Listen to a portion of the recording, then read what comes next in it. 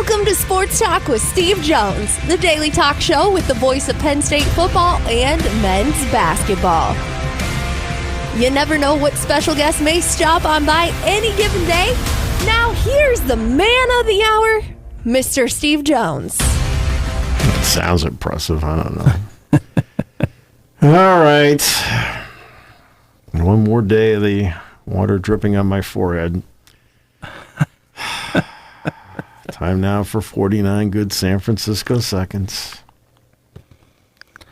I'm just ready for the game. I'm ready for what should be an interesting Well, good, because, I mean, it doesn't take long to get to it. Baltimore, Kansas City, right out of the gate. Baltimore, Kansas City, right out of the gate. Wrong game? Yeah. Oh, sorry, I feel awful. Baltimore, Kansas City, the Kelsey brothers will be there, I'm sure. Taylor Swift will be there, I'm sure, and that leads up to the main event. The main event? Right. No, the main event. I mean, was this a Barbara Streisand song? What's going on here? I am actually stunned. Yeah, average ticket price for these games. AFC Championship, I think, is $21.99 right now. I think NFC Championship's almost $2,500. So the interest is certainly there this year for both games. There's no question about that. I think part of that also has to do with, the 49ers, yes, they've been here 3 straight years with the Lions. It's the first time they've been there since, 1992. The Ravens and Chiefs, I think the last time these two teams played, I thought it was a classic on Sunday Night Football. So it should be an interesting weekend. Is your guy Debo playing? I think he has to. I think he has to. I think he has to. I personally think he has to. No, if he's any percentage, he's going to play the game. He was limited in practice. Anytime you're limited in practice, I think there's a better chance you're going to play than not practicing all week. I think the Lions will be shorthanded up front. I think the offensive line will be missing at least one, maybe 2 guys. I think at least one. But, yeah, I think Debo will, in all likelihood, be playing. Killing us.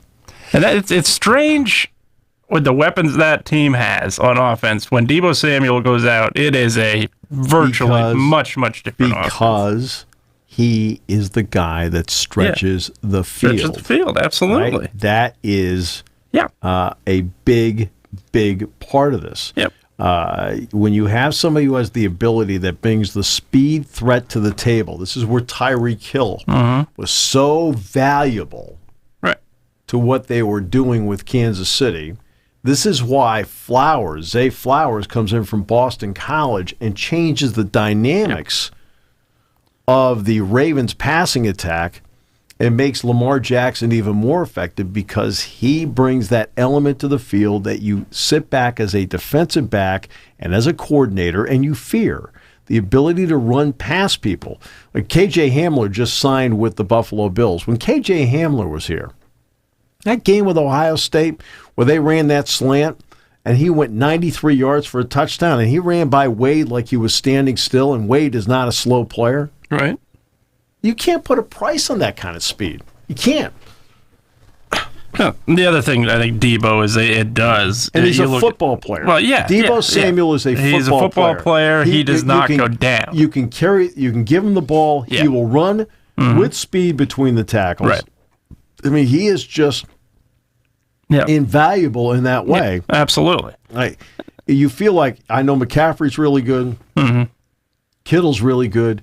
Samuel's the one guy that can afford to lose on offense. That's me. I think it's a combination of Samuel and McCaffrey. I think McCaffrey, what he's done to that running game, I think the 49ers have missed that for a number of years. You had guys that we could plug in there that were okay, and Elijah Mitchell was another one, but he couldn't stay on the field. So I think, to me, having Mostert, you're fine. Yeah, Mostert, but Mostert was that home run, and that's the same thing with. I think he is a complementary piece in Miami. Is he a great player? Yes, but I think you have him and Achane together. You're looking at but if you only had him, I think it's a different story. The other thing Debo does is, Kyle Shanahan, we've seen it, how much of his offensive play calling is motions, and that's where you have that effect with Debo, whether he gets the football or not.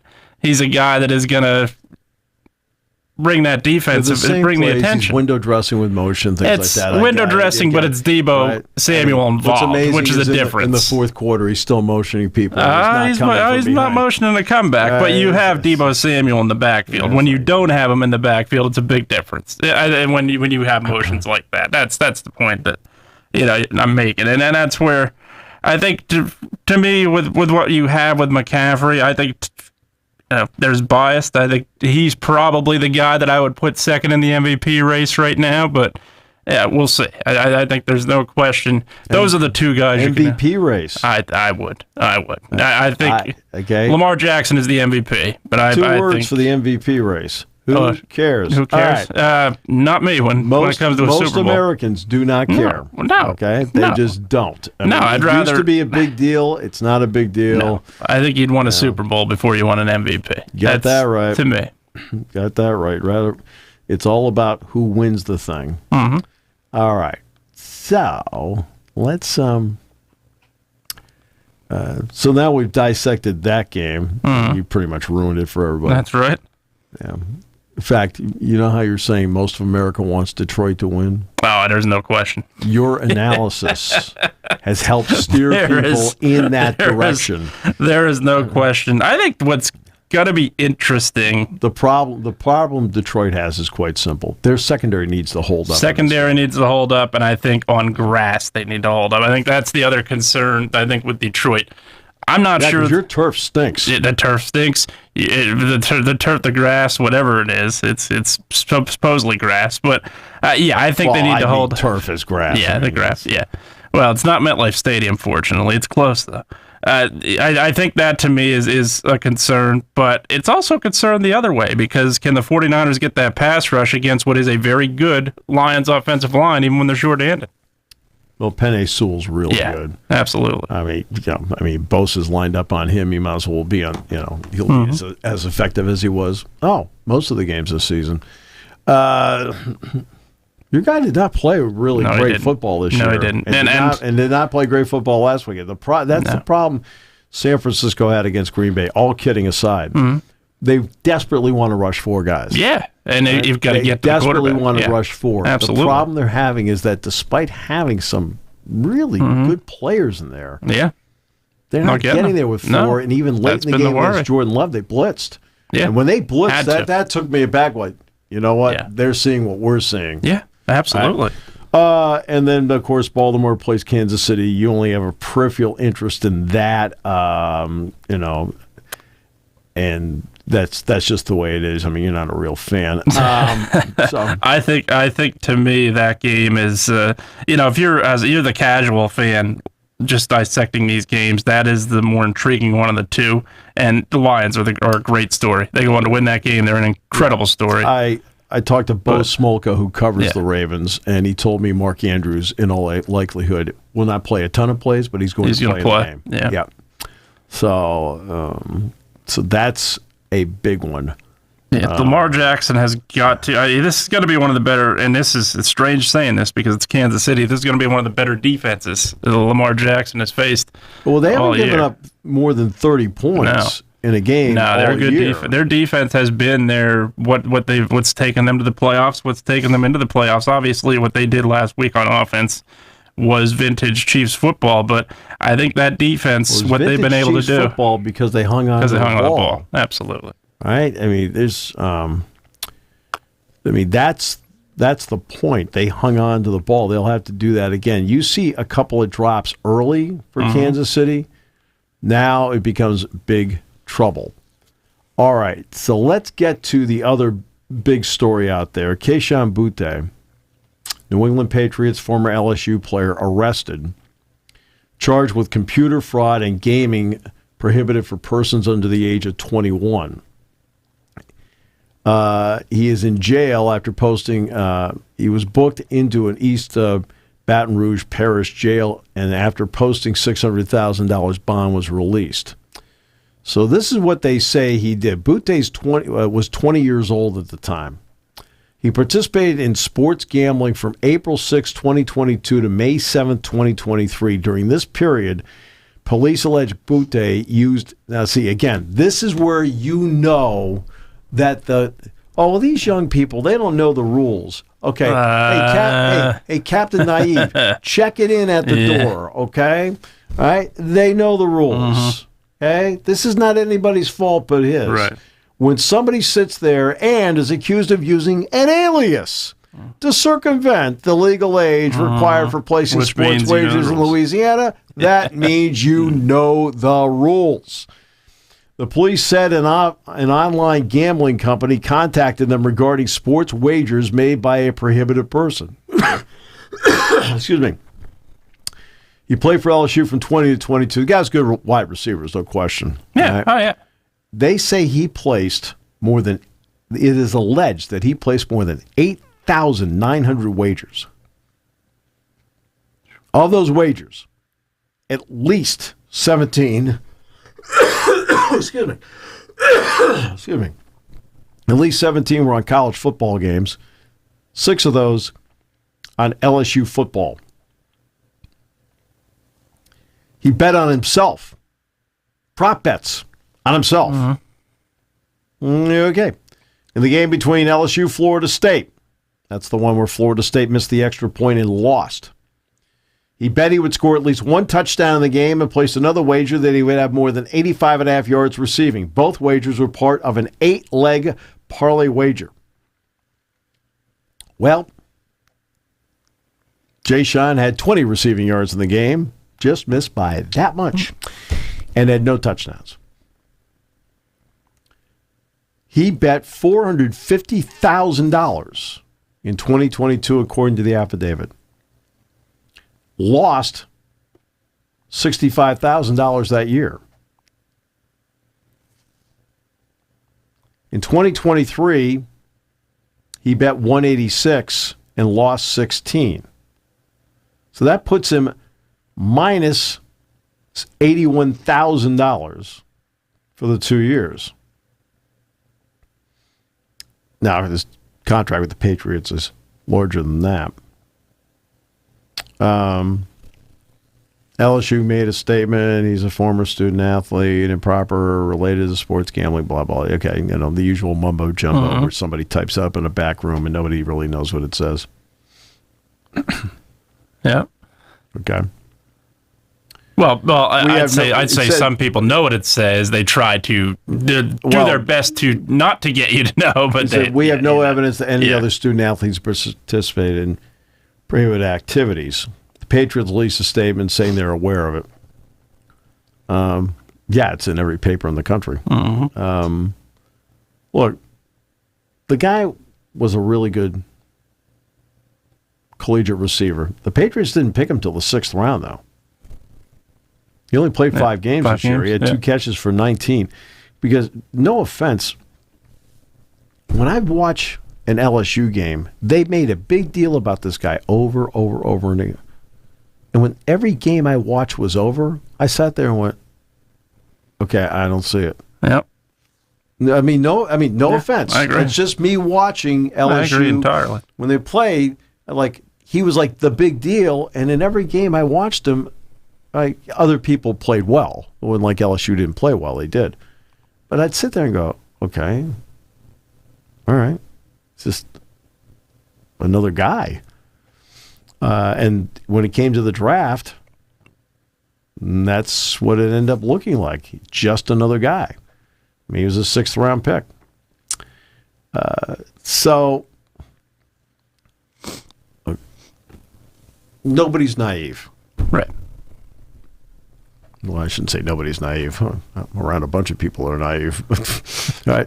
I'm kind of worried. But many people who are in the profession, coaches, administrators, so forth, are not naive. They are scared to death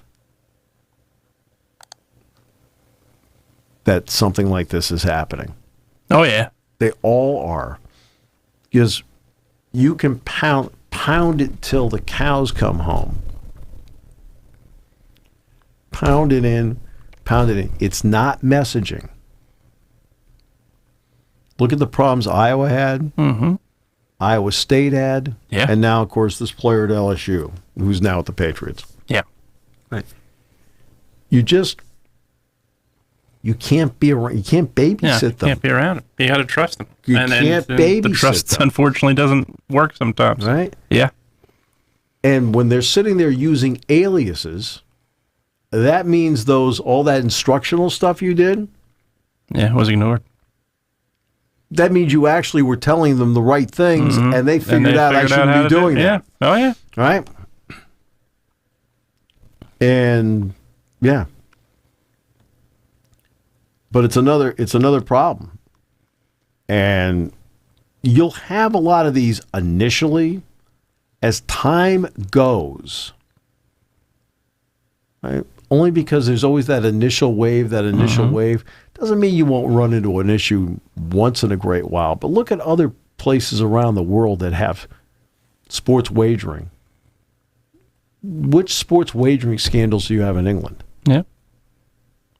Right? And they've got kiosks and things like that, Eventually the point gets there. Now, let's take Premier League soccer. They're all making so much money. I don't think they feel the need. Yeah. Like, what do I want to jeopardize this for? I'm making a ton of cash. But you don't have these problems where it's really fully established and ingrained. This has only been going for 6 years here. And some of these young people have money through NIL that they never dreamed they would have. Right? So at a tender age, they're all trying to figure out what to do with some of the money in NIL. Not everybody's making riches and riches, but still, that's something that you need to at least, factor in. But every coach is always worried about the 2 a.m. call.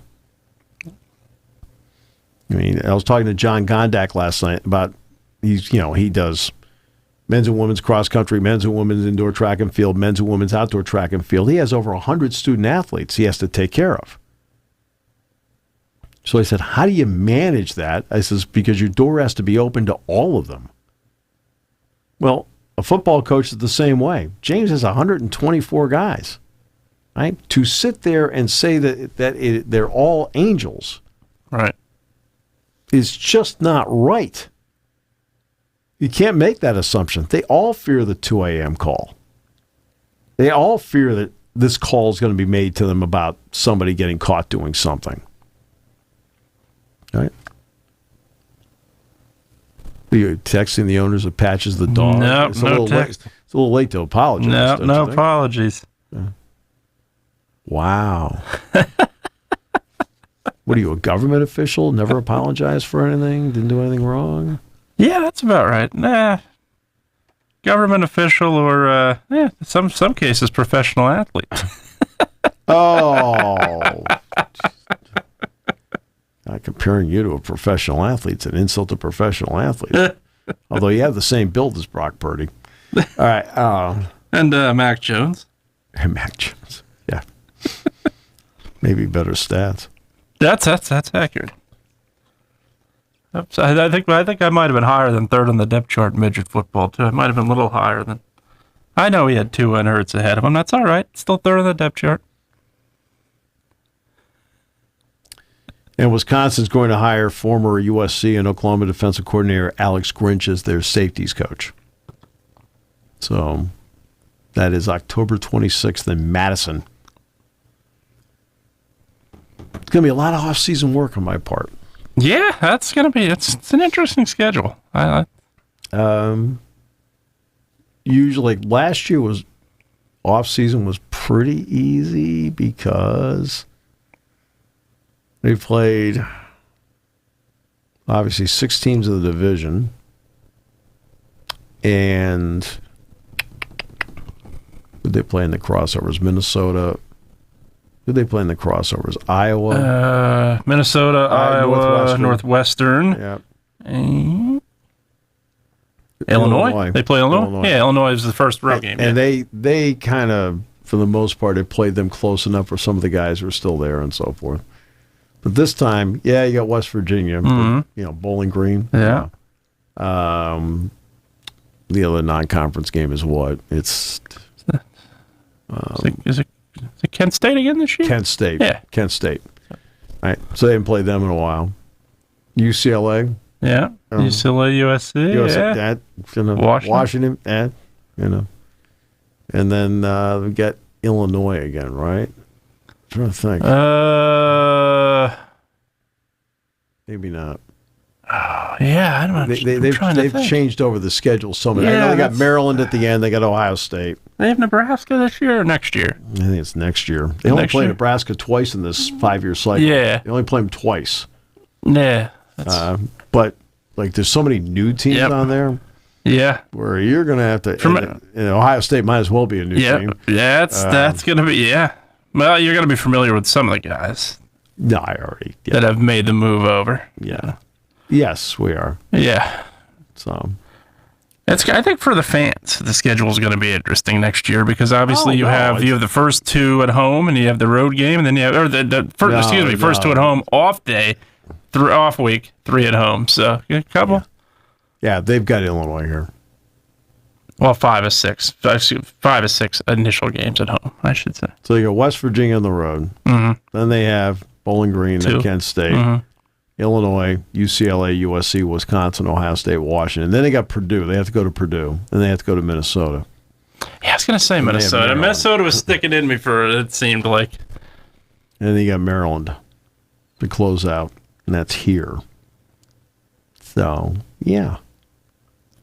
There you go. It's 2 off weeks, right? Yeah, 2 bye weeks. But that's has nothing to do with the changes in the Big Ten. Right.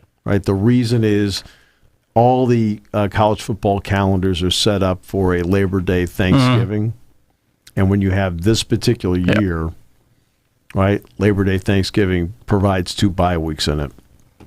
That's the reason why. Yep. Because Thanksgiving is November 28th. Yep. And Labor Day is September 2nd. 2nd, I think, yep. Yeah, it's going to be interesting season, I think, for Big Ten football schedule-wise. A lot of matchups very intriguing that you haven't seen before. You're going to have, I know Michigan's going to take a huge step back, but you're going to have Michigan and Oregon in there. You're going to have that rematch of Michigan and Washington. You're going to have Ohio State, Oregon in there. I think there's a lot of games where... what are they going to do without Connor Stallions? That's true. And that's your guy. I'm not sure if Harbaugh put him on the staff yet or not, but... Well, you know what, though? I don't usually criticize writers because I think they're entitled to opinion, perspective, and they have great talent and so forth. But Ari Wasserman wrote an article in The Athletic about, hey, get over it, Michigan won, Harbaugh's a great coach, essentially. I'm reading this thing. How do you say that to the teams that were affected by it? What do you stand for? Yeah, I mean, were you there the weeks that people had to change everything they were doing? Yeah. By the way, they had established in the spring as to how they were doing it, and then had to change how they went about their business? Meanwhile, who didn't have to go change about how they went about their business? Yeah. Michigan. Absolutely. I mean, everybody had to. Even Washington had to. Yep. It is literally, and I read that one. No, that was not a ridiculous statement. It really is, and that's where it's almost as if you're looking at. We just had the Baseball Hall of Fame induction. You're looking at that hitter that was hitting 220 with 75 hits a year. Suddenly they're hitting 313 with 37 home runs and 200 hits a season. Something changed in there, and I don't think it was just their approach at the plate. Yeah, that's where there's a lot of things. Like I can see a guy that's a rookie or a second-year player, and then the third year they finally. But when somebody's played 8 years and suddenly played year 9 and 10, and they are who they are, right, and okay, wait, they hit 42 home runs, really? Exactly. How'd that happen? Yeah. Yeah, and that's exactly what happened with Michigan. You looked at everything pre-2020 and even 2020 season, and then you look 21, 22, 23. The exponential change is there. Now, I give Harbaugh credit. Did they recruit well? Sure they did, but it's not where... It's not like they're not well coached. Yeah, they are. They don't miss There's tackles. no doubt they're well coached. Right? Great defense. I don't discredit that at all. At all. But those numbers completely... Don't tell me that this was... Yeah. No. This is just one of the great stories ever. It is not. Okay, it's a story whose final chapter isn't written yet. Yeah, but I read that and I'm thinking, what the heck is this? Like, all right, like there was no balance in it. No, that's not. Yeah, that's a spot where I don't agree one bit. And people are entitled to their opinions. Look, there are people that believe what he says. That's fine, but you don't just discredit those who believe the other way because I think they have a valid argument. Hey, I'm not saying they wouldn't have won these games, but yeah, they had a very good chance they could have. But, for example, like, why in the game before you play somebody do you throw some sort of crazy trick play in there to make them practice against it during the week? Well, what's the difference between that and, like, we have your science? Oh, well, just great. You know, how you signal and what you do. Mm-hmm. Now you got teams huddling up. Now you got it using wristbands. All a different way of how they went about their business before they played you. Mm-hmm. Really? But we're all supposed to have that roll down our back. Like, that's not a small change. That's a major change. Massive, yeah. Right? And when does it really come into play? Early in games. Mm-hmm. Right? Michigan did a great job of getting out of the gate this year. Michigan didn't give up anything getting out of the gate this year. Mm-hmm. Right? Yeah. Now, as the game goes, you'll pick up as to what a team is doing on the sideline. Right. But in the first quarter? Mm-hmm. Really? Yeah. Like, out of the gate against... There needs to be more thought put into this. Oh, yeah. Out of the gate against Penn State, they had a little bit of a struggle. What happened that week? Yeah. So. Yeah. That's again, all of these make valid arguments for the person that argues against what that article says. Look, extremely valid arguments. Look, I've been up there. Yeah, I've been up there twice now in that state. They don't care they won. No, I know. That's the attitude. Mm-hmm. They could care less if they won. This is the attitude we're carrying forward. Yeah. Right? Win no matter what it takes. 1987, Indiana won the national championship in basketball when Keith Smart hit the game winner to beat Syracuse. When the game was over, through a press conference, some point in the press conference, Bob Knight stopped and he said how great it is for collegiate sports that your national champions are Indiana and Penn State, and Penn State football. He says two schools that do it right. Yeah. He made a big point out of that. Yeah. Okay. Oh, yeah. He was not Can we make the same points about Kansas basketball? Yeah. Can we make the same points about Michigan football? Yeah. I mean, Yeah. And Bob Knight was not shy to call out programs. That was the other part of him, a specific programs. No. There's that, and he did it repeatedly. And you look at that previous year, 1986, 1985, he was doing that. Yeah. Absolutely doing that.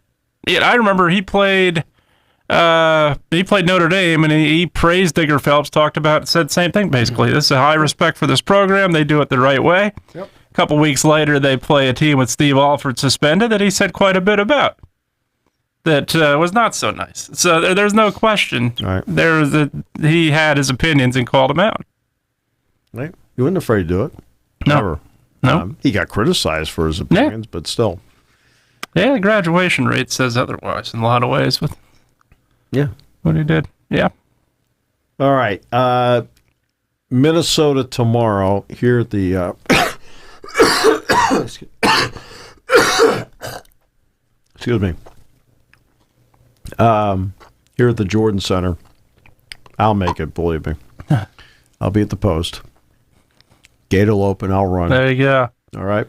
No full starts either? No. Excellent. Actually, I feel fine, so it's not a big deal. No. Minnesota's coming off a loss to Wisconsin at home, and one of the problems they have with shooting free throws. The last 7 games, Minnesota's free throw percentage is 58% as a team, after being really good until the last 7 games, and then for whatever reason they've fought it. They've struggled. Maybe it's fatigue. I don't know. The point guard Hawkins, we saw him last year out at Des Moines because Howard played Kansas in the opening game. It was one where the vice president was at the game. Like, we need to go metal detector. I go, we always have to go through a metal detector. What's the difference? It's like, oh, yeah, that's right, you do. Oh, my goodness. So what? Yeah. We always have to go through a metal detector. Who cares? Right? What's the difference? And he actually had 12 points in that game, like 7 or 8 assists. So he's not a bad player. But, Kansas was way better and blew him out. They played VCU last year. And Ace and those guys got him for 7 steals. And this is a good pass first, nice-looking player, had been slumping shooting the ball until the Wisconsin game. Wisconsin game, he shot the ball well. Carrington's been up and down as a shooter. Payne is a terrific physical presence down low. Hard to move off the block. Goes after it. Dawson Garcia, the transfer from North Carolina. Quick feet. Good-looking shot. Can play inside, outside. Good player.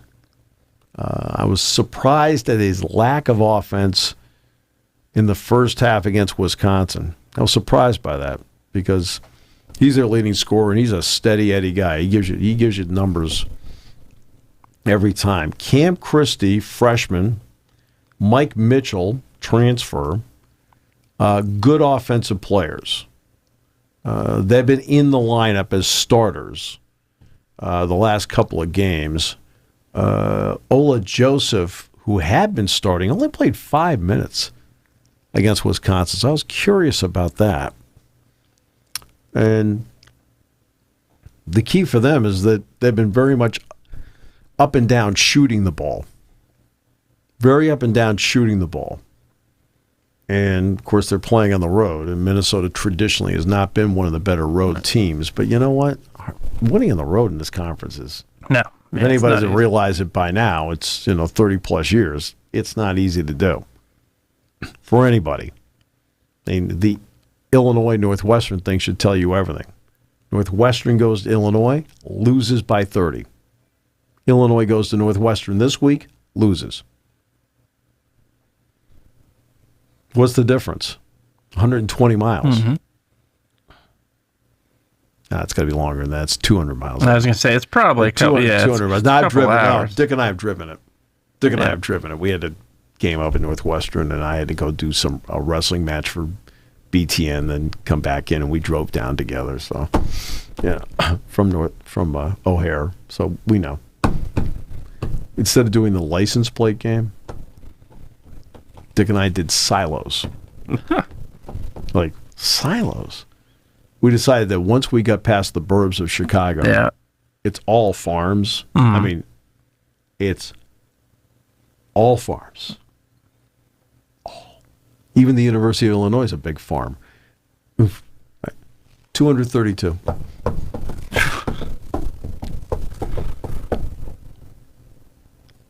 You know you're bored when. Yeah. But the landscape doesn't change. Like, there's another farm. There's 2 more. There's 1. Ooh, 3. Yeah. Right. Bordering states got a few farms. Indiana. Oh, yeah. Iowa. Oh, yeah. Farms. And I've been downstate Illinois. We had to go there to Evansville once. Then downstate Indiana, we had to come up from Evansville downstate. So